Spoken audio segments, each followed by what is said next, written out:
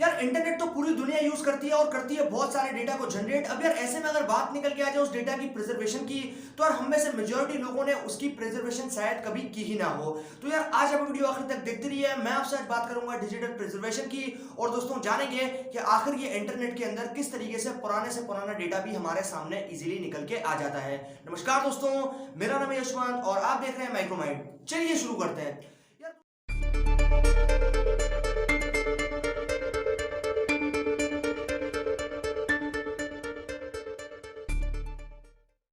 यार दोस्तों, सबसे पहला सवाल जो कि पूरी दुनिया जो कि इंटरनेट यूज करती है, और इंटरनेट एक बहुत बड़ी सोर्स है इंफॉर्मेशन को एक्सचेंज करने के लिए। अभी आप देखो, तरह तरह की डेस्टिनेशन हैं, तरह तरह की सोर्सेज हैं जहाँ से आप डेली बाई डेली डेटा जो है वो एक्सचेंज या फिर आप कैरी करते हो। अब यार ऐसे में आपको नहीं पता कि वो जो इन्फॉर्मेशन है वो कितने साल पुरानी है, वो कितने कब रिलीज हुई थी, कब लॉन्च हुई थी, ये कोई भी चीज जो है आपको कंप्लीटली नहीं पता है। लेकिन यार मैं अगर आपसे बात करता हूँ डिजिटल प्रिजर्वेशन की, तो डिजिटल प्रिजर्वेशन की मदद से हम इंटरनेट का पुराने से पुराना जो डेटा है उसको भी एकदम नया बना के यूजर के सामने प्रेजेंट कर देते हैं, ताकि जो रेपुटेशन है मार्केट के अंदर कंपनी की वो एकदम परफेक्ट तरीके से बनी रहे।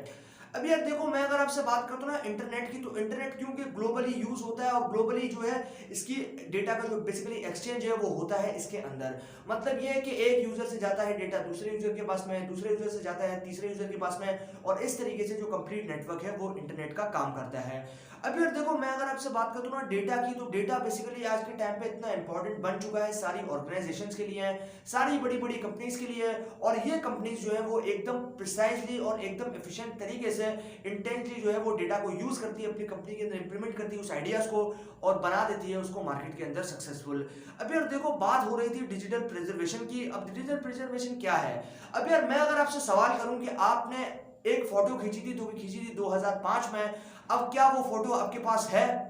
तो शायद आपका जवाब होगा कि नहीं, क्योंकि यार वो फोटो काफी ज्यादा पुरानी थी, और हो सकता है कि साल चेंज हुआ है, डेफिनेटली वो जो फोटो है वो डिलीट हो गई हो। इसी तरीके से यार हमारे पास अगर कोई डेटा है तो हम उसको इजीली प्रिजर्व नहीं कर सकते बहुत ही लंबे समय तक, क्योंकि हमारे पास जो है वो मोबाइल फोन या फिर लैपटॉप जो है वो चेंज होते रहते हैं, और ऐसे में यार हमारा डेटा प्रिजर्व होने की तो कोई सवाल ही नहीं बनता। अब यार देखो, मैं अगर आपसे बात करूँ इंटरनेट की, तो इंटरनेट में कहानी हो जाती है कंप्लीटली चेंज, क्योंकि इंटरनेट ग्लोबली जो यूजर है उनको इन्फॉर्मेशन प्रोवाइड करता है। और ऐसे में यार अगर कोई भी यूजर किसी भी टाइम पे कोई भी इंफॉर्मेशन को मांगता है, तो इंटरनेट उसको इंस्टेंटली प्रोवाइड कर देता है, या फिर उससे रेलेवेंट जो रिजल्ट्स है वो प्रोवाइड कर देता है। अब यार देखो, मान लो कि मैं अगर आपसे बोलता हूं कि आप गूगल के ऊपर कोई चीज सर्च करते हो। अब आपने कोई चीज सर्च की और वो चीज हुई थी हमारे पास 1995 में, वो जो डॉक्यूमेंटेशन था बेसिकली वो लॉन्च किया था 1995 में, और उसके बाद उसको किसी ने भी यूज नहीं किया है। अब यार ऐसे में अगर कोई यूज करे ना करे, लेकिन ऐसे में अगर इंटरनेट के जो मैनेजर्स है बेसिकली जो इंटरनेट को मैनेज कर रहे हैं कंप्लीट तरीके से,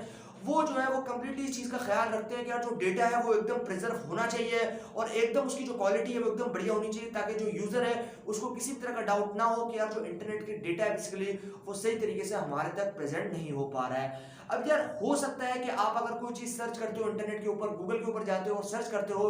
कि कोई भी चीज मतलब आप सर्च करते हो, तो आप क्या करोगे कि आपको पुरानी से पुरानी इंफॉर्मेशन भी जो है वो इंटरनेट के ऊपर मिल जाएगी। अब यार ऐसा कैसे होता है? ऐसा होता है डिजिटल प्रिजर्वेशन की मदद से, जिसकी मदद से हम डेटा को प्रिजर्व करते हैं काफी लंबे समय तक, और उसकी जो बेसिकली मेंटेनेंस है वो भी काफी अच्छी तरीके से होती है, ताकि जो डेटा है उसकी क्वालिटी में कोई भी फर्क ना आए। अब यार दोस्तों, जरा बात करते हैं कि आखिर जो डिजिटल प्रिजर्वेशन है ये बेसिकली हमारी मदद करती किस तरीके से है। अब यार देखो, आप मान लो कि हम 5 यूजर हैं। अब यार 5 यूजर हैं, 5 में से पांचों जो यूजर हैं वो अलग अलग सर्चेस कर रहे हैं गूगल के ऊपर, अलग अलग जो बेसिकली मैं बोलूंगा तो अलग अलग चीजें जो है वो मांग रहे हैं गूगल से, और अलग अलग डेटा को जो है वो अपने पास में कैरी करने के लिए गूगल से परमिशन मांग रहे हो। गूगल उनसे रिलेवेंट रिजल्ट जो है वो उनको शो करवा देगा। लेकिन यार ऐसे में अगर हो कि बहुत से यूजर हैं कुछ पुरानी इंफॉर्मेशन मांग रहे हैं, और बहुत से यूजर हैं कुछ नई इंफॉर्मेशन मांग रहे हैं, अब यार ऐसे में क्या होगा कि गूगल कंप्लीटली जो है वो कंफ्यूज नहीं होगा, क्योंकि उसको पता है कि मेरे पास सारी इंफॉर्मेशन प्रिजर्व है, मैंने सारी इंफॉर्मेशन को प्रिजर्व करके रखा हुआ है। कोई भी डेटा किसी भी वक्त के ऊपर, किसी भी टाइम के ऊपर, कोई भी यूजर अगर डेटा को मांगता है तो वो डेटा जो है वो इंस्टेंटली उसके पास में चला जाएगा। अब यार मान लो कि कुछ यूजर है आपके पास वो पुराना डेटा मांगते हैं, और कुछ यूजर है वो बिल्कुल नया डेटा मांगते हैं। अब यार अगर डेटा आपके पास गूगल पे होगा तो वो डेफिनेटली आपको शो करवा देगा, अगर नहीं होगा तो उससे रेलेवेंट जो रिजल्ट है बेसिकली वो आपको शो करवाएगा गूगल, और आपका जो काम है, आपका जो बेसिकली काम था, जो आपका टास्क था वो हो जाएगा कंप्लीटली काम। अब यार देखो, इसके अंदर क्या होता है कि इसके अंदर आप डिजिटल इंफॉर्मेशन को प्रिजर्व करते हो, बड़ी बड़ी जो कंपनी है बेसिकली, अगर आपसे बात करता हूँ गूगल की, IBM की, या फिर मैं अगर आपसे बात करता हूँ अमेजन वगैरह की, माइक्रोसॉफ्ट की, तो ये सारी जो बड़ी बड़ी कंपनियां ये क्या करती है कि अपने डेटा को कंप्लीट तरीके से जो है वो प्रिजर्व करके रखती है, ताकि बाद में अगर किसी भी यूजर को उनके डेटा से कोई भी काम हो तो वो इंस्टेंटली जो है वो रिजल्ट्स प्रोवाइड कर दे। अब यार क्योंकि माइक्रोसॉफ्ट काफी ज्यादा पुरानी कंपनी है, मैं अगर आपसे बात करता हूँ गूगल की, तो गूगल भी जो है वो काफी ज्यादा पुरानी कंपनी है, और ऐसे में यार उनके पास आज भी वो डेटा जो है वो प्रेजेंट होगा जो कि उन्होंने कंपनी बनाते टाइम पे रिकॉर्ड किया था। लेकिन यार ऐसे में होता है ये सारा काम डिजिटल प्रिजर्वेशन की मदद से, और बड़ी बड़ी कंपनी अपनी रेपुटेशन को मेंटेन करने के लिए मार्केट में ये सारे डेटा को रखती है एकदम संभाल के, एकदम कंप्लीट तरीके से प्रिजर्व करके, ताकि जो भी यूजर है वो आखिर में उनको प्रेजेंट कर सके एकदम इंस्टेंट तरीके से। मुझे उम्मीद है कि आप लोगों को वीडियो जरूर पसंद आया होगा और कहानी आई होगी कंप्लीटली समझ में कि आखिर डिजिटल प्रिजर्वेशन का जो फंडा है वो क्या है और किस तरीके से काम करता है। अगर वीडियो पसंद आया तो वीडियो को लाइक और शेयर करना बिल्कुल भी मत भूलिएगा, और चैनल को अभी तक सब्सक्राइब नहीं किया तो चैनल को सब्सक्राइब कर दीजिए, क्योंकि मैं आपके लिए रोजाना ऐसी वीडियोस लेकर आता रहता हूं। अभी के लिए दोस्तों इतना ही। Stay blessed, stay inspired.